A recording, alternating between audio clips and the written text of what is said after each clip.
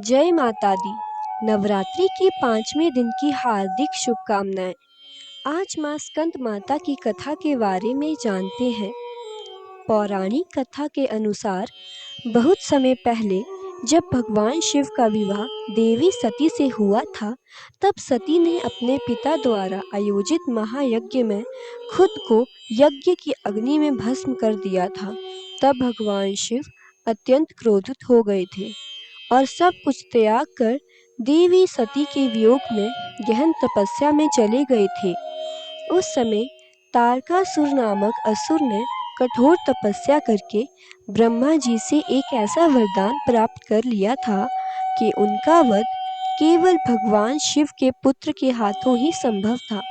जल्दी ही तारकासुर ने देवताओं पर आक्रमण करके उन्हें परेशान करना और सताना आरंभ कर दिया।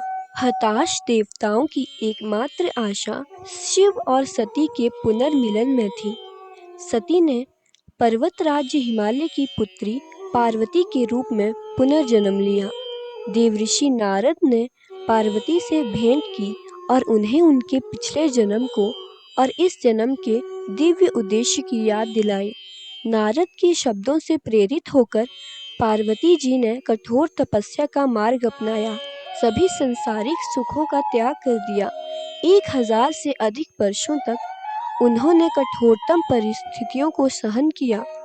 कई बार तो केवल हवा और पानी पर ही जीवित रही। उनके अटूट संकल्प और गहन प्रेम ने अंततः भगवान शिव के ध्यान को भंग कर दिया। पार्वती को सती के रूप में पहचान कर उन्होंने उनकी भक्ति को स्वीकार कर लिया और उनके साथ दिव्य विवाह के लिए सहमत हो गए। जब भगवान शिव की ऊर्जा माँ पार्वती जी के साथ संयुक्त हुई तो एक उग्र बीज उत्पन्न हुआ। यह दिव्य तेज इतना तीव्र था कि अग्नि देव भी इनकी गर्मी को सहन नहीं कर सके। उन्होंने इसे पवित्र गंगा नदी को सौंप दिया, जिन्होंने इसे एक घने पर्वतीय सरकंडे के वन तक पहुंचाया। यहीं पर 6 कृतिकाओं द्वारा पोषित होकर वह दिव्य बीज एक बालक के रूप में परिवर्तित हो गई। क्योंकि उनकी देखभाल कृतिकाओं ने की थी, इसलिए वे भगवान कार्तिकेय के नाम से जाने गए। भगवान कार्तिकेय को देवताओं की सेना का सेनापति बनाया गया और उन्हें तारकासुर को हराने के लिए विशेष अस्त्र शस्त्र प्रदान किए गए। कार्तिकेय जी ने अर्थात स्कंद भगवान ने तब तारकासुर के साथ एक भयंकर युद्ध किया और अंत में तारकासुर राक्षस को मार डाला।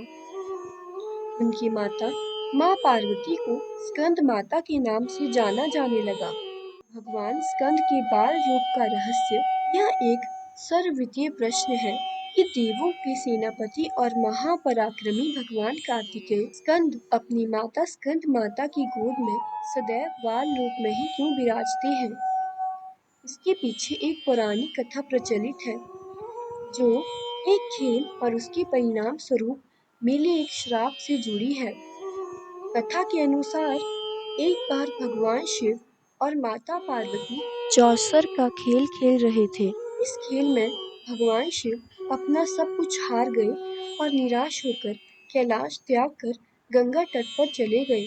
तब कार्तिकेय जी को अपने पिता कैलाश पर नहीं मिले तो उन्होंने माता पार्वती से इसका कारण पूछा। सब कुछ जानने के बाद वे भगवान शिव के पास गए और उनसे कैलाश लौटने की प्रार्थना की। शिवजी ने शर्त रखी कि यदि उनकी हारी हुई वस्तुएं वापस मिल जाएं, तभी वे लौटेंगे। तब कार्तिकेय जी ने अपनी माता पार्वती के साथ चौसर खेला और अपनी कुशलता से भगवान शिव की सभी वस्तुएं वापस जीत ली। इससे प्रसन्न होकर शिवजी कैलाश लौट आए। कुछ समय बाद शिव और पार्वती के बीच पुनः चौसर का खेल हुआ। इस बार भगवान विष्णु की माया के प्रभाव से शिवजी जीत गए। वहां उपस्थित गणेश जी ने यह माया देख ली और माता पार्वती से सब सच बता दिया। खेल में छल से क्रोधित होकर माता पार्वती ने आवेश में आकर कई श्राप दे दिए। उन्होंने अपने पुत्र कार्तिकेय को श्राप दिया कि वे सदैव बाल रूप में ही रहेंगे। इसी श्राप के कारण भगवान स्कंद अपने पराक्रमी और सेनापति स्वरूप के बावजूद सदैव बालक के रूप में ही रहते हैं और इसी दिव्य बाल रूप में अपनी माता की गोद में विराजमान होकर भक्तों को दर्शन देते हैं। अगर आपको ये कथा पसंद आई हो तो प्लीज़ लाइक और सब्सक्राइब करें और इसे अपने परिजनों को भेजें।